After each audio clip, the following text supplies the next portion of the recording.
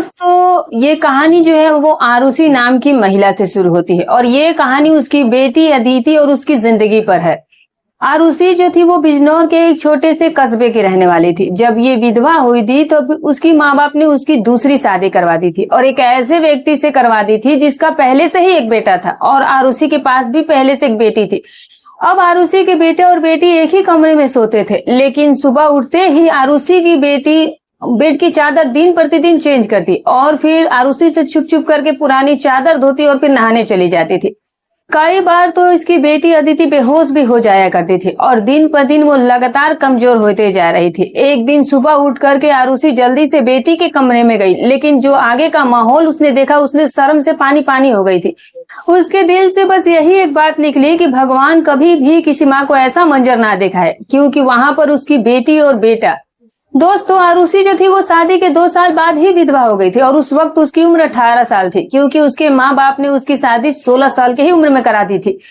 आरुषि अपने माँ बाप की इकलौती बेटी थी, लेकिन आरुषि को ऐसा लगता था कि वो अपने माता पिता पर बहुत बड़ा बोझ थी, मानो जैसे कि वो उनकी बेटी ही नहीं थी। आरुषि के पैदा होने के बाद ही उसकी माँ कोई खुशी नहीं देख पाई थी और आरुषि के पिता को तो बस और बेटे की ही चाह थी और इसीलिए वो आरुषि को नापसंद करते थे और हमेशा ही वो आरुषि से दूर दूर रहते थे। वो उसे दिल से प्यार ही नहीं करते थे और कहीं ना कहीं वो उसे अपना भी नहीं मानते थे और वो आरुषि पर बहुत ज्यादा गुस्सा भी करते थे। कुछ खानदानी सख्तियों की वजह से आरुषि के पिता जो थे वो दूसरी शादी भी नहीं कर सके और बस इसी कारण वो आरुषि से बहुत नफरत करते थे। हर वक्त वो आरुषि से सख्ती से ही बात करता था और इसी वजह से उन्होंने आरुषि की शादी भी जल्दी करवा दी थी। आरुषि का पति जो था वो सरकारी स्कूल में एक शिक्षक था। आरुषि की एक 3 साल की बेटी भी थी, लेकिन एक दिन विद्यालय से आते हुए इसके पति का रास्ते में एक्सीडेंट हो जाता है और मौके पर ही वो इस दुनिया से चले जाते हैं। अब आरुषि का पति भी उसका साथ छोड़ गया था। वो दिन आरुषि के लिए किसी कयामत से कम नहीं था। उस पर तो परेशानियों के पहाड़ ही टूट पड़े थे। कुछ ही दिन गुजरने के बाद आरुषि के सास ससुर ने भी उसके माँ बाप के घर उसे भेज दिया। शायद अब वो अपने सास ससुर के लिए भी बोझ बन गई थी और वो भी अब आरुषि को सही नहीं समझते थे। उनके ख्याल से उनकी बहू मनहूस थी। आरुषि नहीं जैसे कि उनके बेटे को मार दिया हो और फिर चुपचाप से आरुषि अपने माँ बाप के साथ उनके घर पर आ गई थी। अब आरुषि के माता पिता भी तो उसे पहले से ही बोझ समझते आ रहे थे। आरुषि अपनी बेटी को सीने से लगाकर अकेले अकेले बहुत रोती थी और फिर कुछ दिनों के बाद आरुषि के माँ बाप ने उसकी दूसरी शादी करवा दी एक ऐसे व्यक्ति से जिसका पहले से ही एक बेटा था और आरुषि के पास भी एक बेटी थी। दोनों भी एक जैसे ही थे और इसीलिए इन दोनों की शादी करा दी गई थी, वरना आरुषि के लिए तो अच्छे रिश्ते भी नहीं आते थे। आरुषि के पति जो था उसका बेटा 1 साल इसकी बेटी से छोटा था और उसकी बेटे का नाम अभिषेक था और इसकी बेटी का नाम आदिति था। अब ये सभी लोग मिलकर के साथ ही रहने लगे थे और वक्त धीरे धीरे ऐसे ही बीतने लगा था। देखते ही देखते आरुषि की बेटी अदिति 16 साल की हो गई और अब उसका बेटा अभिषेक जो था वो 15 साल हो गया था। अब अभिषेक के पिता का भी देहांत हो गया, वो भी इस दुनिया से चले गए। मतलब कि आरुषि का दूसरा पति भी हमेशा हमेशा के लिए उसे छोड़ करके चला गया था। दूसरे पति की तबीयत हमेशा ही खराब थी, क्योंकि उसे तरह तरह बीमारियां उसको पहले ही रहती थी, लेकिन उसकी बीमारियों के साथ जैसे तैसे आरुषि गुजर बसर कर रही थी। अब उसके जाने के बाद मानो जैसे कि घर की उनकी रौनक ही खत्म हो गई थी। आरुषि को अपना मकान था और इसीलिए उसे किराए की चिंता नहीं होती थी और आरुषि के ही घर में एक किराना की छोटी सी दुकान भी थी। एक दिन जब आरुषि और पूरा परिवार सो रहा था तो फिर अचानक से ही बहुत जोर से आवाज आई थी। उस दिन तो आरुषि का दिल बैठ गया, वो बहुत घबरा गई थी और काफी ज्यादा डर भी गई थी। आरुषि ने देखा कि ये आवाज तो उसके सौतेले बेटे अभिषेक के कमरे से आई है, तो वो उसके कमरे की तरफ दौड़ी तो वो देखते ही हैरान रह गई थी, क्योंकि कमरे की छत गिर गई थी और ये देखकर आरुषि बहुत घबरा गई और आरुषि को ये डर था कि कहीं अभिषेक इस छत के नीचे दब ना गया हो। और जब वो करीब गई और जा करके देखा तो अभिषेक वहां पर था नहीं, वो बाथरूम जाने के लिए शायद उठा था और इसी वजह से आज उसकी जान बच गई थी, क्योंकि उसके कमरे की छत गिर गई थी। आरुषि ने ईश्वर को धन्यवाद किया कि ये तो अच्छा हुआ है कि अभिषेक को कोई इस वजह से चोट नहीं आए। अगर उसे कुछ हो जाता तो फिर वो उसके स्वर्गवासी पिता को क्या मुंह दिखाती। लेकिन अब आरुषि के पास इतने पैसे नहीं थे कि वो उस छत को दोबारा बनवा सकती। कमरे का तो बिल्कुल ही कबाड़ा बन गया था, सारी की सारी छत गिर चुकी थी और आरुषि ने उस कमरे को उसके ही हाल पर छोड़ दिया। और फिर उसके बाद आरुषि ने अपना बिस्तर अपने लिए किचन में डाल दिया और कमरे में दोनों बच्चों को सोने के लिए कहा, क्योंकि बाहर बहुत ज्यादा सर्दी थी और बाहर कोई सो भी नहीं सकता था। और कमरे में एक बेड और एक चारपाई ही थी। 2 लोग भी बहुत ही मुश्किल से उस कमरे में सो पाते थे। अब वो दोनों एक ही कमरे में सोने लगे थे। मजबूरी थी, आरुषि भी कुछ कर नहीं सकती थी। एक कमरे में तो दुकान थी और उसके पति ने घर में सिर्फ 3 ही कमरे बनाए थे। यूं तो वो 3 लोगों के हिसाब से वो कमरे ठीक थे, लेकिन एक कमरा दुकान के लिए भी जरूरी था। अब मजबूरी थी तो वो आरुषि कर भी क्या सकती थी, अब उसे कैसे भी करके गुजारा तो करना ही था। एक दिन वो दोनों बेटा बेटी जब एक कमरे में सोए तो सुबह सुबह कुछ ऐसा हुआ कि आरुषि चकित रह गई थी। अभिषेक तो सवेरे उठकर नाश्ता करने भी बैठ गया था, जबकि अदिति जो थी वो अभी तक सो रही थी। वो इतनी देर तक कभी सोती ही नहीं थी, लेकिन आज वो इतनी देर तक क्यों सो रही थी ये बात आरुषि को समझ नहीं आ रही थी। उसकी आदत थी कि वो पहले ही सुबह में उठ जाया करती थी। आरुषि ने उसे आवाज भी दी तो भी वो उठ नहीं रही थी। थोड़ी देर के बाद आरुषि उसके कमरे में जाकर देखती है तो पता चला कि वो बेहोश हो चुकी थी। आरुषि बुरी तरह से डर गई, घबरा गई कि अचानक से उसे क्या होगा। आरुषि ने फौरन ही अभिषेक को बोला कि जा जल्दी जाकर के डॉक्टर के बुला लाओ। डॉक्टर घर पर आया तो डॉक्टर ने ये कहा कि ये बेहोश हो गई है। लड़की जो है वो काफी ज्यादा कमजोर है और शायद इसे खून की भी कमी है। कोई इसे भारी काम मत करवाइएगा, बस इसे आराम ही करने दीजिएगा। फल, अच्छा खाना वगैरह इसे खिलाइएगा, ठीक हो जाएगी जल्दी। जब अदिति को होश आया तो फिर आरुषि उसकी माँ उसके पास गई और फिर उसकी माँ ने उससे पूछा कि तुम्हें ऐसे क्या हो गया। तभी अदिति कहने लगी कि बस ऐसे ही बैठे बैठे मुझे चक्कर आने लगे थे और फिर मैं बेहोश हो गई थी। तभी आरुषि ने अपनी बेटी से कहा कि ठीक है तुम आराम करो, मैं तुम्हारे लिए नाश्ता बना करके लाती हूँ। जब आरुषि नाश्ता लेकर के आई और उसने आकर के देखा तो अदिति उस वक्त कमरे में नहीं थी और कमरे के बिस्तर पर चादर भी नहीं थी। आरुषि ने बाहर जाकर उसे देखा तो वो उसी चादर को बैठ करके अदिति धो रही थी। आरुषि ने अपनी बेटी से पूछा कि तुम ये चादर क्यों धो रही हो, तुम्हारी तो तबीयत भी ठीक नहीं है, डॉक्टर ने तुम्हें पूरा आराम करने के लिए कहा है। आरुषि जो थी वो उस पर खूब चिल्लाती है और कहती है कि यहाँ से जल्दी उठ करके अपने कमरे में जाओ और जाकर के चुपचाप से नाश्ता करो, कुछ खाओ पियो, तभी तो तुम ठीक हो पाओगी। अब दोस्तों ये माँ थी, उसको अपनी बेटी को लेकर के बहुत चिंता थी, लेकिन उसकी जो ये बेटी थी वो अचानक से कमरे में से उठ करके चादर लेकर के धोने बैठ गई थी। अब ये बात तो आरुषि ने पहली बार में इतना नहीं ध्यान दिया, नहीं इतना गौर किया कि वो ऐसा क्यों कर रही थी। तभी उसकी बेटी ने कहा कि नहीं नहीं, मुझे ये चादर जरूर धोनी है, बिस्तर पर बिछाने के लिए हमारे घर में वैसे भी एक ही चादर है। तभी आरुषि उसकी माँ ने कहा कि अचानक से ये चादर धोने का भूत तुम्हारे सर पर क्यों सवार हो गया है। इतनी चादर गंदी भी नहीं थी जो कि तुम इसे बैठ गई हो धोने के लिए। छोड़ो इसे और मैं खुद इस चादर को धो दूंगी, उठो यहाँ से जल्दी चलो। आरुषि की बेटी ने उसकी बात नहीं मानी और चादर को छत पर सुखाने के चली गई और फिर उसने आकर के नाश्ता किया और फिर थोड़ी देर के लिए उसकी बेटी सो गई और अभिषेक भी अब काम पर जा चुका था। उसे सिर्फ उसने हाई स्कूल तक ही अपने बेटे को पढ़ाई करवाया और उसे एक कपड़े की दुकान पर नौकरी लगवा दी थी। अभिषेक बहुत ही मेहनत था, घर वाली दुकान तो आरुषि खुद ही चला लिया करती थी। वैसे भी उस दुकान में ज्यादातर बच्चे ही आते थे और धीरे धीरे समय इसी तरह बीत रहा था। उस दिन अभिषेक ने अपनी सौतेली माँ से कहा कि आज मैं खाना खा करके आया हूँ। वो देर से आया भी था और अदिति पहले से ही कमरे में सो चुकी थी और अभिषेक भी जाकर के कमरे में सो जाता है। आरुषि ने भी रसोई में अपनी चारपाई डाल दी थी। जगह बदलने की वजह से आरुषि को फिलहाल तो नींद नहीं आ रही थी और वो अपने पति को बहुत याद भी करती थी। दूसरा पति जो आरुषि के था वो बहुत ही अच्छा था, उसका बहुत ज्यादा ख्याल भी रखता था। उसने कभी भी उसे पहली शादी का ताना नहीं दिया था और वो अदिति को भी अपनी ही बेटी की तरह मानता था। और आरुषि ने भी अभिषेक को कभी ये नहीं बताया कि वो उसका सौतेला बेटा है। उसने भी मतलब कि आरुषि से अपने हिस्से का प्यार ले लिया था। वो आरुषि को सगी माँ से भी ज्यादा प्यार करता था और उसका सारा कहना भी मानता था।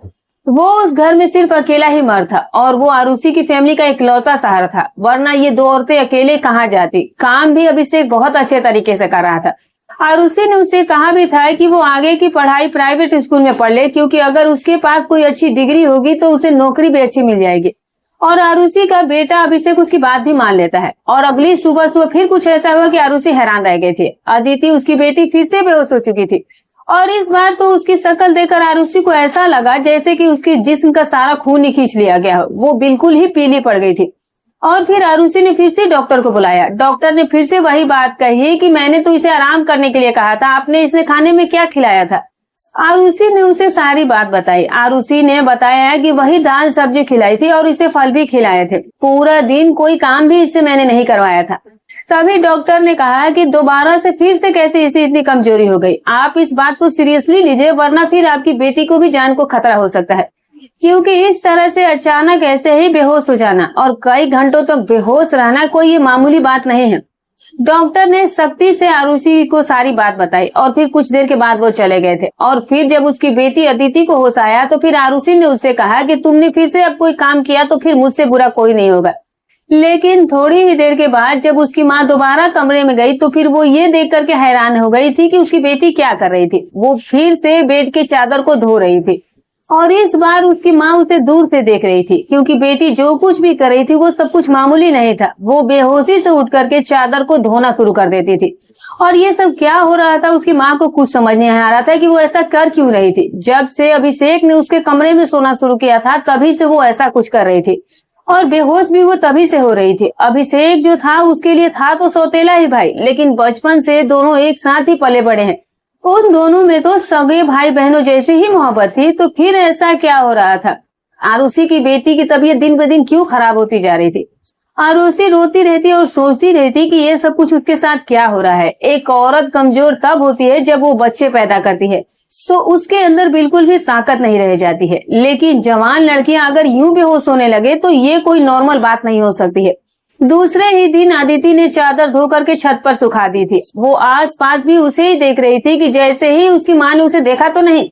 और अदिति की माँ रसोई की खिड़की से ये सब कुछ देख रही थी और उसकी माँ ने भी उसे ऐसा एहसास नहीं होने दिया कि जैसे कि वो उसे देख रही थी। लेकिन आज उसकी बेटी ये क्या कर रही थी और फिर से वो बिस्तर पर जाकर लेट जाती है और फिर उसने अपनी ऊपर वाली चादर को ओढ़ लिया ताकि उसकी माँ को कुछ ना पता चले नीचे वाली चादर है या नहीं। अब ये आरुषि को भी नहीं पता था। आरुषि ने अपनी बेटी को ले जाकर के नाश्ता कराया और दवाई दी। दुकान जो थी वो ठीक ठाक चल नहीं रही थी। अब इनके दुकान पर कोई बड़ा ग्राहक नहीं आता था, सिर्फ बच्चे ही गोलियां और टॉफी लेने आया करते थे जो 5-10 रुपए दे करके चले जाते थे। इसी तरह से तो इनका काम चलने वाला था नहीं। अब आरुषि इस वजह से बहुत परेशान रहने लगी थी, लेकिन ये बात उसने अपने बच्चों को कभी नहीं बताई। अभिषेक को भी वो कुछ नहीं बताती थी क्योंकि वो पहले से ही नौकरी कर रहा था। अब अगर ऐसे में वो ये बात बताती तो शायद अभिषेक भी ज्यादा परेशान हो जाता। लेकिन आरुषि बहुत ज्यादा परेशान रहने लगी थी और ऊपर से डॉक्टर ने ये कहा था कि बेटी को अच्छी चीजें खिलाओ, लेकिन घर में तो दाल रोटी के भी पूरे पैसे नहीं हो पाते थे। घर का खर्चा जो था वो चलाना बहुत मुश्किल हो रहा था। लेकिन एक दिन कुछ बहुत ही अजीब हुआ था। आरुषि ने अपने बेटे अभिषेक और अदिति को कुछ ऐसी बातें करते हुए सुन लिया था जिनकी आरुषि को बिल्कुल ही समझ नहीं आई। अभिषेक उसके बेटे ने कहा कि ये तो तुमने अभी से ही अपनी तबीयत खराब कर ली है, इस तरह तो काम बिल्कुल भी नहीं चलेगा। अगर तुम्हें इतनी ज्यादा परेशानी हो रही है तो फिर हम ये सब नहीं कर पाएंगे। तभी उसकी बेटी ने कहा कि नहीं, मुझे ये काम किसी भी हाल में करना है। इस तरह के मौके जो है वो बार बार हमें नहीं मिलेंगे और मुझे क्या पता था कि ये सब कुछ मेरे साथ हो जाएगा। मुझे तो इसके बारे में कुछ पता ही नहीं था कि मेरे अंदर इतनी भी ताकत नहीं है। तभी आरुषि के बेटे ने कहा कि अब तो तुम्हें पता चल गया ना, मैं तुम्हारी जिंदगी को यूं दांव पर नहीं लगा सकता। तभी अदिति का ये कहना था कि नहीं, सिर्फ 2-4 हफ्तों की ही तो बात है और फिर उसके बाद ये मौका नहीं मिलेगा। अब ये सब क्या हो रहा था आरुषि को कुछ समझ नहीं आ रहा था। उसकी माँ बिल्कुल ही समझ नहीं पा रही थी आखिर ये दोनों बच्चे क्या बात कर रहे थे। एक दिन तो आरुषि ने कुछ ऐसा देखा जिसे देख करके वो दंग रह गई थी। सुबह सुबह ही उसकी बेटी ने फिर से चादर को धो करके छत पर सुखा दिया था और वो एक तरफ खड़ी होकर के उल्टी भी कर रही थी। तभी उसकी माँ आरुषि ने कहा कि क्या हो गया है तुम्हें? तभी अदिति घबरा गई और फिर कहने लगी कि अचानक से मेरा दिल खराब हो गया था। तभी उसकी माँ ने कहा कि क्या मतलब है इस बात का कि तुम्हारा दिल खराब हो गया? तुम ऐसा क्या खा रही हो जो तुम्हारे साथ ऐसा हो रहा है? और चादर को तुम बार बार क्यों धोती हो? क्या तुम मुझसे छिपाने की कोशिश कर रही हो? अगर मुझे बाद में पता चला कि तुमने कोई ऐसी वैसी हरकत की है जिससे कि मेरे और तुम्हारे बाप की इज्जत दांव पर लग गई है तो फिर मैं तुम्हें कभी भी माफ नहीं कर पाऊंगी। तभी अदिति जो थी वो हैरान हो गई और फिर उसने कहा कि माँ, आप ये किस तरह की बातें कर रही हैं? ऐसा कुछ भी नहीं है जैसा कि आप सोच रही है। लगता है कि आज आपने कोई फिल्म देख ली है या फिर किसी ने आपके कान मेरे खिलाफ भर दिए हैं जो कि आप मेरे से इस तरह की बातें कर रही हैं। मैं भला ऐसा क्यों करूंगी? और अगर मैंने इस चादर को धो भी दिया है तो क्या हो गया है? चादर वैसे भी गंदी हो गई थी और बस इसीलिए मैंने इसे धो दिया। आपको तो पता है ना कि कई दिनों से मेरी तबीयत खराब ही चल रही है, तो दवाई खाने की वजह से मेरे पेट में भी खराबी हो रही है। अगर मुझे उल्टी आ गई तो फिर इसका और कोई मतलब नहीं है। तभी जो उसकी बेटी थी वो इस तरह से अपनी माँ से बात करी थी। तभी उसकी माँ ने उसके मुंह पर थप्पड़ दे मारा और वो जमीन पर गिर गई थी। और तभी अचानक वहां पर अभिषेक आ गया था। अभिषेक ने जब ये देखा कि उसकी माँ ने अदिति के ऊपर थप्पड़ मार दिया तो उससे रहा नहीं गया, क्योंकि अभिषेक को अदिति की स्थिति के बारे में बहुत अच्छे तरीके से पता था कि अदिति जो है वो काफी ज्यादा बीमार चल रही है, उसके शरीर में थोड़ी सी भी जान नहीं बची है। और वो इस हालात में उसकी माँ ने अपनी बहन को, जब उसने अपने थप्पड़ मारते हुए अदिति को देखा तो फिर उसे बहुत ही बुरा लगा था और वो फौरन ही वहां पर जा पहुंचा था। अब जाहिर सी बात है, अभिषेक इन सिचुएशन को समझ ही नहीं पा रहा था कि आखिर उसकी माँ ने अदिति को क्यों थप्पड़ मारा था। अब जब अभिषेक वहां आया तो फिर उसने कहा कि माँ आप ये क्या कर रही हैं, आपने इस पर ऐसे हाथ क्यों उठा दिया। तभी उसकी माँ ने उससे कहा, आरुषि ने, कि हाँ मैंने इसको मारा है, मैंने इस पर हाथ उठाया। ऐसा तो मुझे बहुत पहले ही कर देना चाहिए था, लेकिन अब मैं पूरी तरह से बात की तह तक नहीं पहुंची हूँ। जिस दिन मुझे पता चल गया तुम दोनों के बारे में, तो फिर उस दिन देखना है कि मैं क्या करती हूँ। अब मुझे ये आरुषि को खुद नहीं पता था कि उसे क्या हो गया था। अब आरुषि के दिल में जो बात आ रही थी वो सारी बातें वो कहती जा रही थी, जो कि शायद उसे इस तरीके से अपने बेटे से नहीं कहना चाहिए था। रात को अचानक से जब आरुषि की आंख खुली तो उसने देखा कि उसके बच्चों के कमरे की लाइट जल रही थी। उस वक्त वो क्या कर रहे थे, उनको तो इस समय सो जाना चाहिए था। और आरुषि से तो शाम को बच्चे कह कर गए थे कि आज हम जल्दी सो जाएंगे। आरुषि जब कमरे के करीब गई तो वो न सिर्फ जाग रहे थे बल्कि एक दूसरे से बातें भी कर रहे थे। किसी बात पर वो लोग बहुत ज्यादा खुश भी हो रहे थे और आरुषि का बेटा कह रहा था कि तुम बहुत खुशकिस्मत हो। तभी अदिति ये कहती है कि हाँ खुशकिस्मत तो मैं हूँ, लेकिन अभी कल फिर से जब मेरी तबीयत खराब हो गई तो फिर माँ मुझे देख करके बहुत ज्यादा परेशान हो जाएंगे। आखिर कब तक ऐसे हम लोग झूठ बोलेंगे। तभी बेटा बोला है कि बस कुछ दिन और कर लेते हैं और फिर सब कुछ खुद ही नॉर्मल हो जाएगा। अब आरुषि उनकी बातें सुनकर के हैरान रह गई थी। आज उनकी माँ को रहा नहीं जाता है तो फिर उसने कमरे की दरवाजे को खोलने की कोशिश की तो फिर वो हैरान रह गई थी। उन्होंने दरवाजे को अंदर से क्यों बंद कर दिया था, आखिर क्या वजह थी अंदर से दरवाजा बंद करने की। वैसे भी अब मौसम जो था वो बदल रहा था, अब उनको दरवाजा खोल करके सोना चाहिए था। तभी आरुषि ने बार बार दरवाजे पर दस्तक देना शुरू कर दिया, लेकिन इस तरह से दस्तक देने के बावजूद भी उनके बच्चों ने दरवाजा खोलने में आधा घंटा लगा दिया। और उसके बाद जब आरुषि ने कमरे में देखा तो उनके अलावा कमरे में कोई भी नहीं था और वो दोनों ऐसे शक्ल बना करके बैठे थे कि जैसे कि वो लोग नींद से जागे हो। तभी आरुषि ने कहा कि इतनी देर में तुम लोगों ने दरवाजा क्यों खोला। तब बच्चे कहने लगे कि हम सो रहे थे। आरुषि ने कहा कि तुम लोग झूठ मत बोला करो, तुम लोग बिल्कुल जाग रहे थे और एक दूसरे से बात भी कर रहे थे। तभी उनके बच्चों ने उससे कहा कि भला हम इस समय क्यों जागेंगे और क्यों एक दूसरे से बात करेंगे। हमारा कौन सा कल कोई एग्जाम होने वाला है जो कि हम रात में जाग कर तैयारी करेंगे और जागेंगे। हम लोग सच में ही सो रहे थे। अब आरुषि को उन दोनों की हरकतें नहीं समझ में आ रही थी। अब उनकी माँ के पास बोलने के लिए भी कोई शब्द नहीं था। आरुषि को उनके बच्चों की बातें समझ ही नहीं आ रही थी, क्योंकि वो दोनों तो ऐसे बैठे थे जैसे कि अभी अभी नींद से जागे हो। और उसके बाद आरुषि ने उन्हें कुछ नहीं कहा और फिर वो उस कमरे से निकल गई थी। लेकिन आरुषि यही सोचती थी कि कोई ना कोई गड़बड़ तो जरूर है। आरुषि ये देख करके हैरान रह गई थी कि एक दिन उसकी बेटी के बाजू में नील के भी निशान थे, जो कि जख्म के निशान थे। अब आरुषि को ये समझ नहीं आया कि आखिर उसे ऐसा क्या लगा था। तभी उसकी माँ ने जब उससे पूछा तो अदिति ने कहा कि उसे छुरी लगी थी, लेकिन छुरी तो उंगली पर लगती है, बाजू पर नहीं लगती। अब उसकी बेटी जरूर कोई ना कोई ऐसी बात थी जो कि उसे छुपा रही थी। कभी बेहोश हो जाती थी तो कभी उसके शरीर पर अजीब अजीब तरह के निशान पड़ जाते थे और कभी उठ करके अपनी बेड की चादर धोने लग जाती थी और वो अपनी माँ को कमरे में भी नहीं जाने देती थी। अब आरुषि का दिमाग जिस तरफ जा रहा था वो उस तरह का सोचना तो नहीं चाहती थी। उसकी ये गलती थी कि उसने आग और पानी को एक साथ क्यों रख दिया था। आरुषि को खुद पर पछतावा हो रहा था कि उसे ऐसा नहीं करना चाहिए था। और अब आरुषि ने सोच लिया था कि उसे क्या करना है। जवान लड़का और लड़की को उसे एक साथ कमरे में नहीं सोने देना चाहिए था। गलती तो उसकी ही थी, उसकी माँ की ही थी और अब उसे ही इन सब बातों का ध्यान रखना चाहिए था। अभिषेक था तो आखिर अदिति का सौतेला ही भाई, नियत बदलते कहाँ देर लगती है। जवानी की इस उम्र में बच्चे जो है वो बुरी संगतों में पड़ ही जाते हैं। सगा भाई तो सगा ही होता है और सौतेला भाई सौतेला ही होता है। तो फिर कैसे ये सौतेले भाई बहन को एक ही साथ एक ही कमरे में सुला रही थी। ये आरुषि सोचती थी कि वो उसकी ही गलती थी। जब वो खुद ही बच्चों पर ध्यान नहीं देंगी तो परेशानियां तो पैदा होंगी। अच्छी बुरी बातों का ध्यान तो उनकी माँ को, उनके परिवार वालों को ही रखने होता है, क्योंकि बच्चे तो नादान होते हैं और फिर नादानी में ही बहुत सारी गलतियां भी कर बैठते हैं। जैसे जैसे ख्याल इस तरह के आरुषि के मन में आ रहे थे, अगर उसके ये सारे ख्याल सही हो गए तो फिर सारा का सारा कसूर उनकी माँ आरुषि का ही होगा। आरुषि ने अपने बेटे और बेटी पर नजर रखी थी। एक दिन उसका बेटा बेटी को कोई चीज लाकर दे रहा था और आरुषि छुपकर उनकी बातें सुनने लगी। बेटे ने कहा कि ये तुम्हारी दवाई है, इस परेशानी के लिए ये दवाई दे लो तो सब कुछ ठीक हो जाएगा। उसने उसकी बेटी को छुपा करके वो गोलियां दी थी। अब आरुषि ये देखकर और परेशान हो गई कि आखिर ये किस चीज की गोलियां उसे दे रहा था। आखिर ऐसी क्या बात है जो कि परेशानी ये दोनों ही हल करना चाहते हैं और फिर उसके बारे में अपनी माँ को नहीं बता रहे थे। और ये दवाइयां भी कुछ अजीब ही दिख रही थी। तभी उसकी बेटी ने वो दवाइयां फौरन से हाथ में ले ली और उन्हें अपने दुपट्टे के पल्लू में छुपा लिया था। तभी अभिषेक ने कहा कि रात को सोने से पहले इन दवाइयों को खा लेना, तो फिर अगले दिन तुम बेहोश बिल्कुल भी नहीं होगी। और 2-3 दिन तक तुम्हें बिल्कुल में वाकई में 2-3 दिन तक अदिति बेहोश नहीं होती, लेकिन उसके बाद शायद वो गोलियां उसकी खत्म हो गई थी और एक दिन बाद फिर से अदिति जो थी वो बेहोश हो गई थी। अभिषेक भी उस समय घर पर नहीं था और इसीलिए आरुषि ने आज फायदा उठाने के बारे में सोचा। आरुषि ने वो चादर बहुत ही होशियारी से बेटी के नीचे से खींच ली और उसको तरीके से तय करके अपने कमरे में ले गई। अब आरुषि को उस चादर को खोल कर देखना था कि इस पर ऐसा क्या लगा होता था जिसकी वजह से उसकी बेटी सुबह उठते ही उसे धोना शुरू कर देती थी और यहाँ तक कि अपनी बीमारी का भी वो ख्याल नहीं करती थी।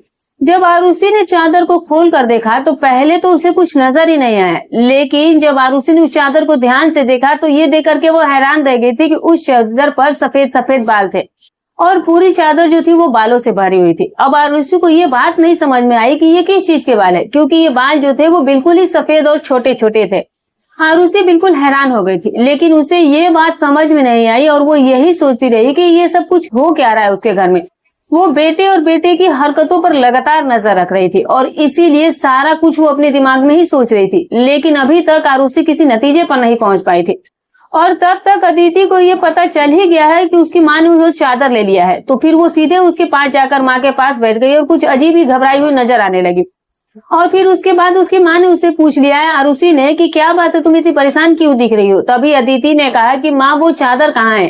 तो आरुषि उसकी माँ ने कहा कि वो तो मैंने धोने के लिए डाल दी है। अब ये कहकर अदिति जो है वो सुनकर जाने लगी, तभी उसकी माँ ने उसका हाथ पकड़कर रोक लिया और फिर उसने कहा कि मैं सब कुछ देख चुकी हूँ, उस चादर पर जो भी लगा हुआ था वो मुझे तुम साफ साफ बता दो, ये सब कुछ क्या चल रहा है, तुम मुझसे इतने दिनों से क्या छुपा रही हो। आरुषि बोलती है कि मैं बहुत ज्यादा परेशान हूँ, मेरे दिमाग में बहुत ज्यादा बुरे बुरे ख्याल भी आते हैं। अब तभी उसकी बेटी उसके पास बैठ गई और फिर उसकी बेटी ने अपनी माँ को ऐसी बात बताई कि आरुषि के कदमों तले से जमीन खिसक गई थी। अदिति ने अपनी माँ को बताया कि माँ जैसा आप समझ रहे हैं वैसा कुछ भी नहीं है, दरअसल हमने ये देख लिया था कि इस घर के हालात जो है वो ठीक नहीं चल रहे हैं, घर की दुकान भी हमारी नहीं चल रही थी और भैया भी कुछ खास पैसे कमा नहीं रहे थे, लेकिन हमें ऐसा कोई काम नहीं मिल रहा था जो कि हम लोग कर पाते और इसीलिए हम लोगों ने कुछ अलग तरीके का काम करने का सोचा था और बस इसीलिए शायद आपको हमें लेकर के गलतफहमी हो गई। मुझे पता है माँ कि आप हम लोगों की वजह से बहुत परेशान हैं, लेकिन हम अपनी घर की समस्या का समाधान करना चाहते थे और फिर भैया के एक दोस्त ने उसे एक काम दिया। दरअसल उसने किसी बहुत ही नस्ल किस्म के बिल्ली के बच्चे रखे हुए थे जो कि 3 से 4 के तादाद में थे, लेकिन उसको संभालना उस दोस्त के बस से बाहर था और इसीलिए उन्होंने उन बच्चों को संभालने का काम हमें दे दिया और उस काम के बदले में उसने बहुत सारे पैसे हमें दिए थे। दरअसल अभिषेक भैया भी पूरा दिन वही होता था, लेकिन रात में भाई को आराम भी करना होता था और इसीलिए उन बिल्ली को बच्चे को वो कमरे में ले आते थे और मैं उन बच्चों को संभालती थी और उन्हीं के बाल जो है वो सुबह चादर पर लगे होते थे, जिसको मैं सुबह को धो दिया करती थी, क्योंकि हमें पता था कि आपको इस तरह की चीजें जो है वो बिल्कुल पसंद नहीं है और हम आपको ये सब कुछ बताना भी नहीं चाहते थे। हम ये सब काम कर रहे हैं और पैसे कमा रहे हैं और मुझे बाद में पता चला कि मुझे बिल्ली के बच्चों से एलर्जी हो जाती है और जिसकी वजह से मैं सुबह को बेहोश हो जाया करती थी और तभी अभिषेक भैया ने मुझे जो दवाइयां ला करके दी थी वो इसी चीज की थी ताकि मेरी एलर्जी जो है वो कम हो जाए। माँ भैया का वो दोस्त जो है वो बहुत ही ज्यादा अमीर है और वो इस काम के हमें बहुत ज्यादा पैसे भी दे रहा था। वो हमें एक दिन के 1000 रुपए देने के लिए तैयार था और आज उन बच्चों का हमारे घर में आखिरी दिन था, क्योंकि अब वो उन्हें लेकर के दूसरे शहर चला गया है और हमने इतने पैसे भी कमा लिए हैं कि हम उस कमरे की अब छत भी बनवा सकते हैं और घर का कुछ राशन पानी भी ला सकते हैं। हमें पता है कि आपको पालतू जानवर बिल्कुल भी पसंद नहीं है और इसीलिए हमने आपको ये बात नहीं बताई थी, लेकिन आपने तो ना जाने हमारे ही बारे में क्या क्या सोच लिया था। हम पर आपने इतना शक किया, आपने हमारे बारे में जो भी बातें की वो हमारे दिल में तीर की तरह जाकर के चुभती थी। मैं ये बात जानती हूँ कि वो मेरा सौतेला भाई है, लेकिन वो मेरे सगे भाइयों से मेरे लिए बढ़कर है। उसने हर बार सिर्फ हमारे ही बारे में सोचा है, जबकि देखा जाए तो हम उसके आखिर क्या लगते हैं। उसका पिता तो इस दुनिया से भी जा चुका है और उसके अपने रिश्तेदार भी तो वो हैं जो कि हमसे बहुत ज्यादा अच्छे हैं, अमीर भी हैं और वो उनके भी साथ जाकर के रह सकता है, लेकिन वो फिर भी हमारे ही साथ रहता है क्योंकि वो हमें कभी भी अकेला नहीं छोड़ सकता है और उसने हमेशा ही मुझे अपनी सगी बहन ही समझा है। उसने कभी भी मुझसे कोई गलत बात नहीं की और वो हमारा साथ भी देता है, हमारे लिए वो बहुत कुछ करता भी है। पूरा दिन वो घर बाहर में काम करता था और रात को मैं उसकी मदद कर दिया करती थी। तो फिर वो कहता था कि वो रात में भी जाग करके सब कुछ कर लेगा। दिन भर तो वो बेचारा मेहनत मजदूरी करता ही था और इसीलिए मैंने उससे ये कहा था कि रात को तुम सो जाया करो और इन बिल्ली के बच्चों को मैं देख लूंगी, और इसीलिए मैं उसकी मदद कर रही थी। मुझे ये सुनकर के बहुत ज्यादा अफसोस हुआ था और मुझे खुद पर बहुत ज्यादा गुस्सा भी आ रहा था। आरुषि ने अपने बच्चे के बारे में ये क्या सोच रखा था, उसे बहुत बुरा लग रहा था। जितना आरुषि अपने बच्चों के बारे में गलत सोच रही थी, उसके बच्चे उससे कई गुना ज्यादा अच्छे थे। इतनी गलत बातें आरुषि ने उनके बारे में सोची थी जिसे उसे कभी सोचनी ही नहीं चाहिए थी। और ये बात उन्होंने अभिषेक नहीं बताया, और अदिति ने भी अभिषेक को कुछ नहीं बताया कि उसकी माँ की सारी बात को पता चल गया है, क्योंकि अब ये काम जो था वो वैसे भी खत्म हो गया था।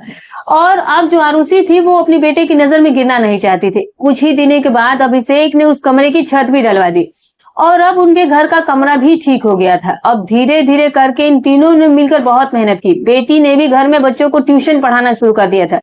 अब आरुषि के हालात जो थे वो पहले से बेहतर होने लगे थे। अब धीरे धीरे हालात इतने बेहतर हो गए कि अब उनके घर में कोई आर्थिक तंगी नहीं रही थी। आरुषि के साथ उसकी जिंदगी ने बहुत बुरा किया था, लेकिन अच्छा ये किया था कि उसे बहुत ही ज्यादा नेक और अच्छे बच्चे दे दिए थे। शायद चाहे वो उसके अपने थे या फिर चाहे उसके सौतेले थे या पराये थे, ईश्वर की कृपा से उसके दोनों ही बच्चे बहुत ही ज्यादा मेहनती हैं और इस बात को अच्छी तरह से जानते हैं कि अभी उनके मेहनत के दिन है। हाथ पर हाथ रख करके वो लोग नहीं बैठ सकते, क्योंकि उनके सर पर पिता का साया नहीं था और आरुषि भी कुछ खास कर नहीं सकती थी, और इस बात का उनको बहुत अच्छे से एहसास था। और ये एक बहुत बड़ी बात थी। ईश्वर की कृपा है कि अब आरुषि के घर में सब कुछ ठीक हो गया, और इसीलिए वो ऊपर वाले को लाख लाख शुक्र कर रही थी कि जैसा वो सोच रही थी वैसा कुछ भी नहीं हुआ था। लेकिन अगर ऐसा हो भी सकता था, और अगर ऐसा होता तो फिर आरुषि आखिर कहाँ जाती। बस आखिर में आरुषि यही कहना चाहती है कि जो ऊपर वाला चाहता है वही होता है। इसी बात को वो मानती है और उसके बच्चे बहुत समझदार है और उनके दिल में ऐसी कोई बात नहीं है। लेकिन फिर भी वो ऐसी माओ को नसीहत देना चाहती है कि बच्चों के मामले में थोड़ी एहतियात जरूर बरतें और वो गलती ना करें जो आरुषि ने अपने बच्चों के साथ की थी। अब उन्हें दोनों बच्चों को एक कमरे में नहीं रखना चाहिए था, क्योंकि जो ना हुआ और वो हो भी सकता था, और अगर वो हो जाता तो सब कुछ खत्म ही हो जाता। उसके बच्चे तो काफी समझदार थे, शायद वो इसीलिए अपनी माँ के साथ ऐसा नहीं कर सके। लेकिन अपने बच्चों का ध्यान जरूर रखे, उनकी जिंदगी, उनकी हर चीज पर ध्यान रखे कि वो कब क्या करें। इस बारे में माँ बाप को पूरी जानकारी रखनी चाहिए और बच्चों पर प्यार करने के साथ साथ थोड़ी सख्ती भी रखे, और वो क्या गलती कर रहे हैं क्या नहीं करें, इन सब बातों के बारे में उनसे जानकारी लेते रहे, पूछते रहे। और इस बात का भी ध्यान रखे कि जब बच्चे जवान हो जाए तो उनका बिस्तर जो है वो अलग ही कर देना चाहिए। दोस्तों, आरुषि जो है वो यही चाहती थी कि अब वो बच्चों को एक साथ ना रखे। तो दोस्तों, उम्मीद करती हूँ कि आपको हमारी ये कहानी पसंद आई होगी। कहानी पसंद आई है तो वीडियो को लाइक कर दे, चैनल पर नए हैं तो सब्सक्राइब कर दीजिएगा, और हाँ दोस्तों, एक प्यारा सा कमेंट जरूर कीजिएगा। और अगर आपने हमारी वीडियो को अंत तक देखा है तो इसके लिए आपको तहे दिल से शुक्रिया। फिर मिलूंगी कल एक और नई वीडियो के साथ, तब तक अपना और अपने परिवार का